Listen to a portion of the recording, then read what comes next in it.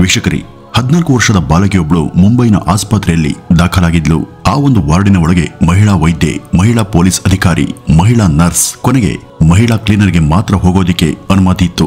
ಯಾವ ಕಾರಣಕ್ಕೂ ಗಂಡಸರ ಮುಖ ಅಲ್ಲಿ ಕಾಣದ ಹಾಗೆ ಎಚ್ಚರವನ್ನ ವಹಿಸಲಾಗಿತ್ತು. ಇದರ ಹಿಂದಿನ ಕಾರಣವನ್ನ ಕೇಳಿದ್ರೆ ನಿಮ್ಮ ಮನ ನಿಜಕ್ಕೂ ಕಲ್ಕುತ್ತೆ. ಯಾಕೆಂದ್ರೆ ಕೆಲವೇ ದಿನಗಳ ಹಿಂದೆ ಅವಳನ್ನ ಒಟ್ಟು 14 ಜನ ಗಂಡಸರು ತುಂಬಾ ಕ್ರೂರವಾಗಿ ನಡೆಸ್ಕೊಂಡಿದ್ರು. ಅದ್ಯಾವ ಪರಿ ಅವರು ಆಕೆಯ ಮೇಲೆ ರಕ್ಕಸ ಕೃತ್ಯವನ್ನ ಎಸಗಿದ್ರು ಅಂದ್ರೆ ಆ ಹುಡುಗಿ ಜೀವ ಮಾನವಿಡಿ ಗಂಡು ಮುಖವನ್ನ ನೋಡೋದಿಕ್ಕೆ ಭಯವನ್ನ ಪಡುವಷ್ಟು. ಹೀಗಾಗಿನೇ ಅವಳ ಹತ್ರ ಎಲ್ಲಿಯೂ ಕೂಡ ಪುರುಷರು ಸುಳಿಯೋದಕ್ಕೆ ಅನುಮತಿಯನ್ನ ಕೊಟ್ಟಿರಲಿಲ್ಲ. ಈ ಚಿಕ್ಕ ಹುಡುಗಿ ಆಗಿದ್ದವರು ಏನು, ಬರ್ತಾ ಬರ್ತಾ ನಮ್ಮ ಸಮಾಜ ಎತ್ತ ಸಾಗ್ತಿದೆ ಅನ್ನೋದನ್ನ ಈ ಒಂದು ಘಟನೆಯಿಂದನೇ ನಾವು ತಿಳ್ಕೋಬಹುದು. ಅಷ್ಟಕ್ಕೂ ಆಗಿದ್ದೇನು? ಬನ್ನಿ ವೀಕ್ಷಕರೇ, ಈ ಮುಂದೆ ಅದನ್ನ ತಿಳಿತಾ ಹೋಗೋಣ. ವೀಕ್ಷಕರೇ, ಈ ಒಂದು ಕತೆ ಶುರುವಾಗೋದು ಮಹಾರಾಷ್ಟ್ರದ ಬನವಾಡಿ ಏರಿಯಾದ ಪೊಲೀಸ್ ಠಾಣೆಯಿಂದ. ಅಲ್ಲಿಗೆ ಬರುವಂತ ದಂಪತಿ ತಮ್ಮ 14 ವರ್ಷದ ಮಗಳು ಕಾಣೆಯಾಗಿದ್ದಾಳೆ, ಮನೆಯಿಂದ ನಾಪತ್ತೆಯಾಗಿದ್ದು ಇದುವರೆಗೂ ಪತ್ತೆಯಾಗಿಲ್ಲ ಅಂತ ದೂರನ ಕೊಡೋದಿಕ್ಕೆ ಬಂದಿದ್ರು. ಇದರ ಹಿಂದಿನ ಸಂಗತಿ ಏನು ಅಂದ್ರೆ, ಆ ಹುಡುಗಿ ತನ್ನ ಸ್ನೇಹಿತನನ್ನ ಭೇಟಿಯಾಗೋದಿಕ್ಕೆ ಮನೆಯಲ್ಲಿ ತಿಳಿಸ್ತೇನೆ ಹೊರಗಡೆ ಬಂದಿದ್ಲು. ಅವಳು ಪುಣೆ ರೈಲ್ವೆ ಸ್ಟೇಷನ್ ಅನ್ನ ತಲುಪಿದಾಗ ಅವಳಿಗೆ ಅವಳ ಸ್ನೇಹಿತ ಅಲ್ಲಿ ಕಾಣಿಸ್ಲಿಲ್ಲ. ಅವನು ಆಕೆಗೆ ಸುಳ್ಳನ್ನ ಹೇಳಿದ್ದ, ಅವನು ಅಲ್ಲಿಗೆ ಬಂದಿರಲೇ ಇಲ್ಲ. ಸಾಕಷ್ಟು ಹುಡುಗಿದ ನಂತರ ಅವನು ಕೂಡ ಕಾಣದೇ ಇದ್ದಾಗ ಆ ಹುಡುಗಿ ಅಲ್ಲಿಯೇ ಕುಳಿತು ಅಳೋದಕ್ಕೆ ಪ್ರಾರಂಭಿಸಿದ್ಲು. ಆಕೆ ಅಳ್ತಿರೋದನ್ನ ಹತ್ರದಲ್ಲಿದ್ದಂತ ಒಬ್ಬ ಆಟೋ ಡ್ರೈವರ್ ಗಮನಿಸಿದ್ದ. ತಕ್ಷಣ ಅವನು ಅವಳ ಹತ್ರ ಬಂದು ಏನಾಯ್ತು, ಯಾಕೆ ಅಳ್ತಿದೀಯ ಅಂತ ವಿಚಾರಿಸೋದಕ್ಕೆ ಪ್ರಾರಂಭಿಸಿದ್ದ. ಹೊರ ಜಗತ್ತಿನ ಅರಿವೇನೆ ಇರದಿದ್ದಂತ 14 ವರ್ಷದ ಬಾಲಕಿ ನನ್ನ ಫ್ರೆಂಡ್ ಒಬ್ಬ ನನ್ನನ್ನು ಭೇಟಿಯಾಗೋದಿಕ್ಕೆ ಬರಬೇಕಿತ್ತು, ಅವನನ್ನು ಹುಡುಕೊಂಡು ನಾನು ಬನವಾಡಿಯಿಂದ ಬಂದಿದ್ದೇನೆ, ಆದ್ರೆ ಅವನು ಇದುವರೆಗೂ ಬಂದಿಲ್ಲ ಅಂತ ಹೇಳಿದ್ಲು.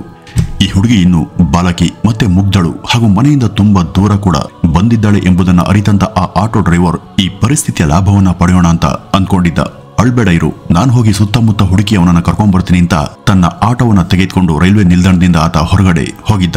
10 ನಿಮಿಷಗಳ ನಂತರ ಅವನು ವಾಪಸ್ ಬಂದು, ನಾನು ನಿನ್ನ ಸ್ನೇಹಿತನನ್ನ ಹುಡುಕಿದ್ದೇನೆ, ಅವನು ಹಿಂದೆ ಇರುವಂತ ರಸ್ತೆಯಲ್ಲಿ ನಿಂತಿದ್ದಾನೆ, ಸಮಯಕ್ಕೆ ಸರಿಯಾಗಿ ಅವನು ನಿನ್ನನ್ನು ಭೇಟಿಯಾಗೋದಕ್ಕೆ ಸಾಧ್ಯ ಆಗ್ಲಿಲ್ಲ, ಹಾಗಾಗಿ ಆತ ಮುಜುಗರಕ್ಕೆ ಒಳಗಾಗಿದ್ದಾನೆ, ಹಾಗಾಗಿ ಅವನು ಇಲ್ಲಿಗೆ ಬರ್ತಿಲ್ಲ, ನಾನೇ ನಿನ್ನನ್ನು ಅಲ್ಲಿಗೆ ಬಿಟ್ಟು ಬರ್ತೀನಿ ಬಾ ಅಂತ ಆಟೋದಲ್ಲಿ ಕೂರಿಸ್ಕೊಂಡಿದ್ದ. ಅವಳು ಆಟೋ ಡ್ರೈವರ್ನನ್ನ ನಂಬಿ ಆಟೋದಲ್ಲಿ ಕುಳಿತು ಹೊರಟಿದ್ಲು. ಹತ್ತು ಸುಸ್ತಾಗಿದಂತ ಅವಳಿಗೆ ಆಟೋ ಡ್ರೈವರ್ ಕುಡಿಯೋದಕ್ಕೆ ನೀರನ್ನ ಕೊಟ್ಟಿದ್ದ. ಸ್ವಲ್ಪ ದೂರ ಹೋದ ನಂತರ ಇಬ್ರು ಆಟೋದಿಂದ ಕೆಳಗಿಳಿತಾರೆ. ಆದ್ರೆ ಆಕೆಗೆ ತಲೆ ಸುತ್ತಿದಂತಾಗಿ ಪ್ರಜ್ಞೆ ತಪ್ಪುತ್ತೆ. ಆಗ ಆಟೋ ಚಾಲಕ ಮತ್ತೆ ಆಕೆಯನ್ನ ಹಿಡಿದು ಆಟೋದಲ್ಲಿ ಹಾಕೊಂಡು ಹತ್ತಿರದ ಕಾಡಿನ ಕಡೆಗೆ ಹೊರಟಿದ್ದ. ಆ ಒಂದು ಕಾಡಿನಲ್ಲಿ ಆಕೆ ಮೇಲೆ ಮೊದಲ ಸಲ ಅತ್ಯಾಚಾರ ಮಾಡ್ತಾನೆ. 2-3 ಗಂಟೆಗಳ ಕಾಲ ಆಕೆಯನ್ನ ಪದೇ ಪದೇ ಪೀಡಿಸ್ತಾನೆ. ಇನ್ನು ಆಕೆಗೆ ತನ್ನ ಜೊತೆ ಏನಾಗ್ತಿದೆ ಅಂತ ಅರ್ಥ ಮಾಡ್ಕೊಳ್ಳೋದಿಕ್ಕೆ ಸಾಧ್ಯ ಆಗ್ಲಿಲ್ಲ. ತನ್ನದೆಲ್ಲ ಮುಗಿದ ನಂತರ ಆ ಆಟೋ ಡ್ರೈವರ್ ಹೋಟೆಲ್ನಲ್ಲಿ ತಂಗಿದ್ದಂತ ತನ್ನ ಕೆಲವು ಸ್ನೇಹಿತರಿಗೆ ಕರೆ ಮಾಡಿ ಕರೆದಿದ್ದ. ಆ ಹೋಟೆಲ್ನ ಒಂದು ಕೋಣೆಯಲ್ಲಿ 12 ಜನ ತಂಗಿದ್ರು. ಆಟೋ ಚಾಲಕ ತನ್ನ ಆಟೋದಲ್ಲಿ ಹುಡುಗಿಯನ್ನ ಕರ್ಕೊಂಡು ಆ ಹೋಟೆಲ್ ರೂಮಿಗೆ ಬಂದಿದ್ದ. ಅಲ್ಲಿಂದ ಮುಂದಿನ 24 ಗಂಟೆವರೆಗೂ ಆ 12 ಜನ ಹುಡುಗಿಯ ಮೇಲೆ ನಿರಂತರವಾಗಿ ಅತ್ಯಾಚಾರವನ್ನ ಮಾಡಿದ್ರು. ಒಬ್ಬರಾದ್ಮೇಲೆ ಒಬ್ಬರಂತೆ ಮುಗಿಬಿದ್ದಂತ ಅವರು ನಂತರ ಮತ್ತೆ ಮತ್ತೆ ಆ ಬಾಲಕಿ ಮೇಲೆ ಅಮಾನುಷವಾಗಿ ರಕ್ಕಸ ಕೃತ್ಯವನ್ನ ಮೆರಿತಾನೆ ಇದ್ರು. ಆಶ್ಚರ್ಯಕರ ವಿಷಯ ಏನು ಅಂದ್ರೆ, ಈ ಹೋಟೆಲ್ ನಗರದ ಮಧ್ಯದಲ್ಲಿತ್ತು. ರೂಮಿನಿಂದ ಸಾಕಷ್ಟು ಸದ್ದು ಹೊರಗಡೆ ಕೇಳಿಸ್ತಿತ್ತು. ಆದ್ರೆ 24 ತಾಸು ಕಳೆದರೂ ಕೂಡ ಎಲ್ಲರೂ ಆ ಕಿರಿಚಾಟವನ್ನ ಇಗ್ನೋರ್ ಮಾಡಿದ್ರು. ಯಾರೊಬ್ರು ಕೂಡ ಅಲ್ಲಿ ಏನಾಗ್ತಿದೆ ಅಂತ ತಿಳಿದುಕೊಳ್ಳುವಂತ ಗೋಜಿಗೆ ಹೋಗ್ಲಿಲ್ಲ. ನಮ್ಗೆ ಆಗ್ಬೇಕು ಇಲ್ಲದ ಉಸಾಬರಿ ಅಂತ ಆ ನಾಗರಿಕ ಸಮಾಜದ ಅನಾಗರಿಕರು ತಮ್ಮ ಪಾಡಿಗೆ ತಾವು ಸುಮ್ನಿದ್ರು. ಒಂದಿಡೀ ದಿನ ಕಳೆದ್ರೂ ಕೂಡ ಆ ಹುಡುಗಿಗೆ ಕುಡಿಯೋದಕ್ಕೆ ನೀರನ್ನು ಕೂಡ ಕೊಡ್ಲಿಲ್ಲ. ಹಸುವಾಗ್ತಿದೆ ಅಂತ ಹೇಳಿದ್ರು ಕೂಡ ಆಹಾರವನ್ನು ಕೊಡ್ಲಿಲ್ಲ. ಆದ್ರೆ ಇಡೀ ರಾತ್ರಿ 12 ಜನ ಅವಳ ಮೇಲೆ ಪದೇ ಪದೇ ವಿಕೃತ ಕೆಲಸವನ್ನ ಮಾಡ್ತಾನೆ ಇದ್ರು. ಅದಾದ ನಂತರ ಮರುದಿನ ಸಂಜೆ ಅವರಲ್ಲಿ ಒಬ್ಬನಿಗೆ ಮಾನವೀಯತೆ ಜಾಗೃತಗೊಳ್ಳುತ್ತೆ. ಅವನು ಆ ಹುಡುಗಿಯನ್ನ ಮತ್ತೆ ಪುಣೆ ರೈಲ್ವೆ ಸ್ಟೇಷನ್ಗೆ ಕರ್ಕೊಂಡು ಹೋಗಿ ಬಿಟ್ಟು ಬಂದಿದ್ದ. ನಂತರ 12 ಜನ ಆ ಹುಡುಗಿ ಈ ಬಗ್ಗೆ ಯಾರಿಗಾದ್ರೂ ಹೇಳ್ತಾಳ, ಅವಳು ಮನೆಗೆ ಹೋದ್ಮೇಲೆ ನಮ್ಮ ಬಗ್ಗೆ ತಿಳಿಸ್ತಾಳ, ಪೊಲೀಸರಿಗೆ ಮಾಹಿತಿಯನ್ನ ಕೊಡ್ತಾಳ, ನಾವು ಅದರಿಂದ ಪಾರಾಗೋದು ಹೇಗೆ ಅಂತ ಯೋಚಿಸ್ತಾ ಇದ್ರು. ಆದ್ರೆ ದಿನ ಕಳೆದ್ರೂ ಕೂಡ ಅಂತದ್ದೇನು ಆಗ್ಲಿಲ್ಲ. ವೀಕ್ಷಕರೇ, ಇದು ಆ ಆಟೋ ಡ್ರೈವರ್ ಹಾಗೂ ಆ 12 ಜನ ಮಾಡದಂತ ರಕ್ಕಸತನದ ಕತೆ ಆಯಿತು. ಆದ್ರೆ ಆ ಹುಡುಗಿಯನ್ನ ರೈಲ್ವೆ ಸ್ಟೇಷನ್ಗೆ ಬಿಟ್ಟು ಹೋದ್ಮೇಲೆ 2 ದಿನದಿಂದ ಆಕೆ ಊಟ ನೀರು ಇಲ್ಲದೆ ಅಲ್ಲೇನೆ ಸುಸ್ತಾಗಿ ಬಿದ್ದಿದ್ಲು.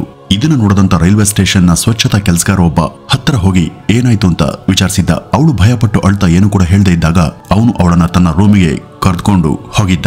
ಆದ್ರೆ ವೀಕ್ಷಕರೇ, ಆ ನೀಚನು ಕೂಡ ಮುಂದಿನ 24 ಗಂಟೆಗಳ ಕಾಲ ಅವಳ ಜೊತೆ ಮತ್ತೆ ಅದೇ ಕೊಳಕು ಕೆಲಸವನ್ನ ಮಾಡಿದ್ದ. ಆ 14 ವರ್ಷದ ಹುಡುಗಿ ನೀರಿಗಾಗಿ, ಆಹಾರಕ್ಕಾಗಿ, ಪ್ರಾಣಕ್ಕಾಗಿ ಬೇಡ್ಕೊಳ್ತಾನೆ ಇದ್ಲು. ಆದ್ರೆ ಆ ರಾಕ್ಷಸ ಅವಳ ಮಾತನ್ನ ಕೇಳಿಸ್ಕೊಳ್ಳೇ ಇಲ್ಲ. ಎಲ್ಲಾ ಕೊಳಕು ಕೆಲಸಗಳನ್ನ ಮಾಡಿದ ನಂತರ ಅವನು ಆಕೆಯನ್ನ ಪುಣೆಯಿಂದ ಹೋಗ್ತಿದ್ದಂತ ಯಾವುದೋ ಒಂದು ರೈಲ್ನಲ್ಲಿ ಕಳಿಸಿದ್ದ. ಅದು ಚಂಡೀಗಢಕ್ಕೆ ಹೊರಟಂತ ಟ್ರೈನ್ ಆಗಿತ್ತು. ಅವಳು ರೈಲ್ನಲ್ಲಿ ಇಡೀ ರಾತ್ರಿ ಮಲಗಲಿಲ್ಲ, ಏನು ಕೂಡ ತಿಂದಿಲ್ಲ, ಅಳ್ತಾನೆ ಇದ್ಲು. ಆದ್ರೆ ಅಷ್ಟು ಗಂಟೆಗಳ ಕಾಲ ಪ್ರಯಾಣ ಮಾಡಿದ್ರು ಕೂಡ ಯಾವ ಪ್ರಯಾಣಿಕರು ಆ ಹುಡುಗಿಯನ್ನ ಮಾತಾಡಿಸ್ಲೇ ಇಲ್ಲ. ಏನಾಗಿದೆ, ಯಾಕೆ ಅಳ್ತಿದೀಯಾ ಅಂತ ಕೇಳಲಿಲ್ಲ. ವೀಕ್ಷಕರೇ, ಇದೆಂತ ನಾಗರಿಕ ಸಮಾಜ ಅಂತ ನಿಮ್ಗೂ ಅಚ್ಚರಿ ಆಗ್ತಿದೆ ಅಲ್ವಾ? ಮರುದಿನ ಈ ರೈಲು ಚಂಡೀಗಢ ರೈಲ್ವೆ ನಿಲ್ದಾಣವನ್ನ ತಲುಪುತ್ತೆ. ಅಲ್ಲಿ ಇಳಿದು ಅಳ್ತಾ ಒಂದ್ ಕಡೆ ಕುಳಿತಂತ ಹುಡುಗಿಯನ್ನ ರೈಲ್ವೆ ಪೊಲೀಸ್ ಅಧಿಕಾರಿಯೊಬ್ಬರು ನೋಡ್ತಾರೆ. ಹತ್ರ ಹೋಗಿ ಮಾತನಾಡಿಸೋದಕ್ಕೆ ಪ್ರಯತ್ನ ಪಡ್ತಾರೆ. ಆದ್ರೆ ಅವರು ಹತ್ರ ಬಂದ ಹಾಗೆಲ್ಲ ಆಕೆ ಅಳ್ತಾ ದೂರ ಹೋಗ್ತಾಳೆ. ಅಷ್ಟೊತ್ತಿಗಾಗಲೇ ಆಕೆ ಮನಸ್ಸಲ್ಲಿ ಗಂಡಸರು ಅಂದ್ರೆ ಎಲ್ಲರೂ ಕೂಡ ರಾಕ್ಷಸರೇ ಅನ್ನುವಂತಹ ಮನೋಭಾವ ಉಂಟಾಗಿತ್ತು. ಅವರು ನನಗೆ ಮತ್ತೆ ಹಿಂಸೆಯನ್ನು ಕೊಡ್ತಾರೆ ಎಂಬ ಭಯ ಕುಳಿತುಬಿಟ್ಟಿತ್ತು. ಅವರು ಹಲವು ರೀತಿ ಸಮಾಧಾನ ಮಾಡಿ ಕರೆದ್ರು ಕೂಡ ಆ ಹುಡುಗಿ ನನ್ನ ಹತ್ರ ಬರಬೇಡಿ ಅಂತ ಕಿರ್ಚ್ತಾ ಇದ್ಲು. ಆಗ ಅವ್ರಿಗೆ ಆ ಹುಡುಗಿ ಜೊತೆ ಏನೋ ಆಗ್ಬಾರದು ಆಗಿದೆ ಎಂಬುದು ಖಚಿತ ಆಗುತ್ತೆ. ಬೇರೆ ದಾರಿ ತೋಚದೆ ಅವರು ಚೈಲ್ಡ್ ವೆಲ್ಫೇರ್ ಕಮಿಟಿಯವರಿಗೆ ಕರೆ ಮಾಡಿ ವಿಷಯವನ್ನ ತಿಳಿಸ್ತಾರೆ. ಆ ಬಾಲಕಿಗೆ ದೂರದ ಕುರ್ಚಿ ಮೇಲೆ ಕುಳಿತುಕೊಳ್ಳೋದಕ್ಕೆ ಹೇಳಿ ಕಮಿಟಿಯವರು ಬರೋವರೆಗೂ ಆಕೆ ಎಲ್ಲೂ ಕೂಡ ಹೋಗದಂತೆ ಕಣ್ಣಿಟ್ಟಿದ್ರು. 14 ವರ್ಷದ ಹುಡುಗಿಯೊಬ್ಳು ಈ ರೀತಿ ರೈಲ್ವೆ ಸ್ಟೇಷನ್ ಅಲ್ಲಿ ಗಂಭೀರ ಸ್ಥಿತಿಯಲ್ಲಿ ಇರೋದನ್ನ ತಿಳಿದ ತಕ್ಷಣ ಮಕ್ಕಳ ಕಲ್ಯಾಣ ಸಮಿತಿಯ ಮಹಿಳೆಯರೊಬ್ಬರು ರೈಲ್ವೆ ಸ್ಟೇಷನ್ಗೆ ಬಂದು ಆ ಹುಡುಗಿಯನ್ನ ಮಾತನಾಡಿಸೋದಕ್ಕೆ ಪ್ರಯತ್ನಿಸ್ತಾರೆ. ಮೊದಲು ಹೆದರದಂತ ಆ ಹುಡುಗಿ ಏನನ್ನು ಕೂಡ ಹೇಳಿಲ್ಲ. ಯಾವುದೇ ರೀತಿ ಪ್ರಯತ್ನ ಪಟ್ಟರು ಕೂಡ ಆಕೆ ಬಾಯ್ ಬಿಡ್ಲಿಲ್ಲ. ಕುಡಿಯೋದಕ್ಕೆ ನೀರನ್ನ ಕೊಟ್ಟರು ಕೂಡ ತೆಗೆದುಕೊಳ್ಳಿಲ್ಲ. ತೀರಾ ಆಘಾತಕ್ಕೆ ಆಕೆ ಒಳಗಾಗಿದ್ಲು. ಇವಳ ವಿಶ್ವಾಸ ಗಳಿಸಿ ಮಾತನಾಡಿಸೋದು ಸುಲಭ ಅಲ್ಲ ಅಂತ ಗೊತ್ತಾದ ಮೇಲೆ ಆ ಮಹಿಳಾ ಅಧಿಕಾರಿ ಆಕೆಯನ್ನ ತಮ್ಮ ಮನೆಗೆ ಕರೆದುಕೊಂಡು ಹೋಗಿ ತುಂಬಾ ಆತ್ಮೀಯವಾಗಿ ವರ್ತಿಸಿ ಕೊನೆಗೆ ಆಕೆಯ ನಂಬಿಕೆಯನ್ನ ಗಳಿಸ್ತಾರೆ. ನಂತರ ಈ ಹುಡುಗಿ ಊರು ಮತ್ತು ಹೆಸರನ್ನ ಹೇಳಿದಳಾದರೂ ನಡೆದ ಘಟನೆ ಬಗ್ಗೆ ಮಾತ್ರ ಹೇಳಿಲ್ಲ. ಆ ಹುಡುಗಿ ತನಗೆ ಮತ್ತೆ ಅದೇ ರೀತಿ ಆಗಬಹುದು ಎಂಬ ಭಯದಿಂದ ತನ್ನ ಮೇಲೆ ನಡೆದಂತ ಕ್ರೂರ ಕೃತ್ಯದ ಬಗ್ಗೆ ಒಂದೇ ಒಂದು ವಿಷಯವನ್ನು ಕೂಡ ಮಾತನಾಡಿಲ್ಲ. ಆದ್ರೆ ಆ ಲೇಡಿ ಆಫೀಸರ್ ತುಂಬಾ ಬುದ್ಧಿವಂತರಾಗಿದ್ರು. ಕ್ರಮೇಣ ಹುಡುಗಿಯ ಹೃದಯವನ್ನ ಗೆದ್ರು. ನಾನು ನಿನ್ ಜೊತೆ ಇದ್ದೇನೆ, ನಿನ್ಗೆ ತೊಂದರೆ ಕೊಟ್ಟವ್ರಿಗೆ ಹಿಡಿದು ಖಂಡಿತ ಶಿಕ್ಷೆ ಕೊಡಿಸ್ತೀನಿ, ನಡೆದದೆಲ್ಲವನ್ನು ಕೂಡ ಹೇಳ್ಬಿಡು ಅಂತ ಹೇಳಿದ್ರು. ಸಂಪೂರ್ಣ ನಂಬಿಕೆ ಬಂದ ನಂತರ ಆ ಹುಡುಗಿ ತನ್ನ ಎಲ್ಲಾ ವಿವರಗಳನ್ನು ಕೂಡ ಮಹಿಳೆಗೆ ಹೇಳಿದ್ಲು. ಅವಳು ತನ್ನ ಸ್ನೇಹಿತನನ್ನ ಭೇಟಿಯಾಗೋದಕ್ಕೆ ಹೋಗಿದ್ದು, ನಂತರ ಆಟೋ ಚಾಲಕ ಅವಳನ್ನ ಕಾಡಿನ ಕಡೆಗೆ ಕರ್ಕೊಂಡು ಹೋಗಿದ್ದು, ಅಲ್ಲಿ ಅವನು ಕೊಳಕು ಕೆಲಸ ಮಾಡಿದ್ದು, ನಂತರ ಅಲ್ಲಿಂದ 12 ಜನರ ಬಳಿಗೆ ಕರೆದುಕೊಂಡು ಹೋಗಿದ್ದು, ಅವರು ಕೂಡ ಇದನ್ನೇ ಮಾಡಿದ್ದು. ಆಮೇಲೆ ರೈಲ್ವೆ ಸ್ಟೇಷನ್ ಅಲ್ಲಿ ಕಾರ್ಮಿಕ ತನ್ನ ರೂಮಿಗೆ ಕರೆದುಕೊಂಡು ಹೋಗಿ ಎಸಗ್ತಂತ ಕೃತ್ಯದ ಬಗ್ಗೆ ಎಲ್ಲವನ್ನೂ ಕೂಡ ಆಕೆ ವಿವರವಾಗಿ ತಿಳಿಸಿದ್ಲು. ಇನ್ನೊಂದು ಕಡೆ ಕಾಣೆಯಾದ ಬಗ್ಗೆ ದೂರನ್ನು ಕೂಡ ದಾಖಲಿಸಿಕೊಂಡಿದ್ರಿಂದ ಬನವಾಡಿ ಪೊಲೀಸರು ಆ ಹುಡುಗಿ ಎಲ್ಲಿದ್ದಾಳೆ ಅಂತ ಇನ್ನೂ ಹುಡುಕ್ತಾನೆ ಇದ್ರು. ಬಹುತೇಕ ಎಲ್ಲಾ ಠಾಣೆಗೆ ಸುದ್ದಿಯನ್ನ ಮುಟ್ಟಿಸಿದ್ರು. ಹಾಗಾಗಿ ಚಂಡೀಗಢದ ಪೊಲೀಸರು ಬನವಾಡಿ ಪೊಲೀಸರಿಗೆ ಕರೆ ಮಾಡಿ ಆ ಹುಡುಗಿ ನಮ್ಮ ಜೊತೆ ಇದ್ದಾಳೆ ಅಂತ ಖಚಿತಪಡಿಸ್ತಾರೆ. ಮತ್ತು ಆ ಹುಡುಗಿಗೆ ಚಂಡೀಗಢದಿಂದ ಬಾಂಬೆ ಹೋಗೋದಿಕ್ಕೆ ರೈಲ್ವೆ ಅಧಿಕಾರಿ ಹಾಗೂ ಚೈಲ್ಡ್ ವೆಲ್ಫೇರ್ ಕಮಿಟಿಯ ಮಹಿಳಾ ಅಧಿಕಾರಿ ಟಿಕೆಟ್ ಅನ್ನ ಬುಕ್ ಮಾಡಿಸಿ ರೈಲ್ವೆ ಸಿಬ್ಬಂದಿಗೆ ಕಾಳಜಿಯನ್ನ ತೆಗೆದುಕೊಳ್ಳೋದಕ್ಕೆ ಹೇಳಿ ಬಾಲಕಿಯನ್ನ ಬಾಂಬೆಗೆ ತಲುಪಿಸ್ತಾರೆ. ಅಲ್ಲಿಂದ ಆ ಹುಡುಗಿಯನ್ನ ಆಸ್ಪತ್ರೆಗೆ ಸೇರಿಸಲಾಯಿತು. ಅಲ್ಲಿ ಕೇವಲ ಮಹಿಳಾ ವೈದ್ಯರು, ಮಹಿಳಾ ಪೊಲೀಸ್ ಅಧಿಕಾರಿಗಳು ಮತ್ತು ಶುಚಿಗೊಳಿಸುವಂತ ಸಿಬ್ಬಂದಿ ಕೂಡ ಮಹಿಳೆಯರೇ ಇರುವಂತೆ ನೋಡ್ಕೊಂಡ್ರು. ಇನ್ನೊಂದು ಕಡೆ ಈ ಬನವಾಡಿ ಪೊಲೀಸರು ಆ ಕಿರಾತಕನನ್ನ ಪತ್ತೆ ಮಾಡೋದಕ್ಕೆ ಹಲವು ತಂಡಗಳನ್ನ ರಚಿಸಿ ಕಾರ್ಯಾಚರಣೆಗೆ ಇಳಿತಾರೆ. ಪುಣೆ ಪೊಲೀಸರು ಸುಮಾರು 100ಕ್ಕೂ ಹೆಚ್ಚು ಸಿಸಿಟಿವಿ ಕ್ಯಾಮೆರಾಗಳನ್ನ ಪರಿಶೀಲನೆ ಮಾಡಿದ ಬಳಿಕ ಮೊದಲು ಆಕೆಯನ್ನ ಕರೆದುಕೊಂಡು ಹೋಗಿದ್ದಂತ ಆಟೋ ಚಾಲಕನ ದೃಶ್ಯಾವಳಿಗಳು ಸಿಕ್ಕಿದ್ವು. ಬಾಲಕಿ ಕುಳಿತಿದ್ದಂತ ದೃಶ್ಯದಲ್ಲಿ ಆಟೋ ನಂಬರ್ ಕೂಡ ನೋಡಿ ಪ್ರತಿ ಪೊಲೀಸ್ ಠಾಣೆಗೆ ಆ ನಂಬರ್ ಅನ್ನ ಕೊಡ್ಲಾಯಿತು. ಕೆಲವೇ ಗಂಟೆಗಳಲ್ಲಿ ಪುಣೆ ರೈಲ್ವೆ ಸ್ಟೇಷನ್ ನಿಲ್ದಾಣದ ಬಳಿ ಆ ಆಟೋ ಚಾಲಕನನ್ನ ಬಂಧಿಸಿ ಠಾಣೆಗೆ ಎಳೆತಂದ್ರು. ಕೇವಲ 14 ವರ್ಷದ ಆ ಹುಡುಗಿಯ ಸ್ಥಿತಿಯನ್ನ ನೋಡಿ ಕೋಪವನ್ನ ನೆತ್ತಿಗೇರಿಸಿಕೊಂಡಿದ್ದಂತ ಪೊಲೀಸರು ಅವನನ್ನ ಬಾಯಿಂದ ಮಾತನಾಡಿಸುವಂತ ಗೋಜಿಗೆ ಹೋಗದೆ ಒಂದೇ ಸಲಕ್ಕೆ ಲಾಠಿಯಿಂದ ಮಾತನಾಡಿಸಿದ್ರು.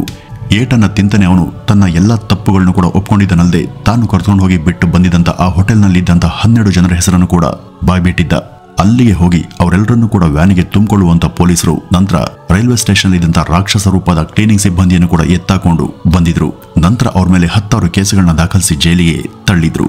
ಆದರೆ ವೀಕ್ಷಕರೇ, ಈ ರಾಕ್ಷಸರಿಗೆ ಅದೆಂತ ಶಿಕ್ಷೆಯನ್ನ ಕೊಟ್ಟರು ಕೂಡ ಆ ಹುಡುಗಿ ಅನುಭವಿಸಿದಂತ ನೋವಿಗೆ ನ್ಯಾಯ ಸಿಗುತ್ತಾ? ಅತ್ಯಾಚಾರದಂತ ಅಪರಾಧವನ್ನು ಎಸಗಿದವರನ್ನ ಶಿಕ್ಷೆ ಮಾಡೋದಕ್ಕೆ ಅತ್ಯಂತ ಕಠಿಣ ಕಾನೂನು ಬಂದಿದ್ದಾದ್ರೂ ಜನರಲ್ಲಿ ಭಯನೇ ಇಲ್ಲದಂತಾಗಿದೆ. ತಮ್ಮ ಮನೆಯಲ್ಲಿ ತಮ್ಮ ಮಗಳು, ಅಕ್ಕ, ತಂಗಿ, ಮೊಮ್ಮಗಳು ಈ ರೀತಿ ಇದೇ ವಯಸ್ಸಿನವರಿದ್ರು ಕೂಡ ಇವರು ಅದ್ಹೇಗೆ ಇಂಥ ಮುಗ್ಧ ಬಾಲಕಿಯರ ಮೇಲೆ ರಾಕ್ಷಸ ಕೃತ್ಯವನ್ನ ಮಾಡೋದಕ್ಕೆ ಮನ್ಸು ಬರುತ್ತೆ? ಇದಕ್ಕೆ ಶಾಶ್ವತ ಪರಿಹಾರ ಅನ್ನೋದೇ ಇಲ್ವಾ?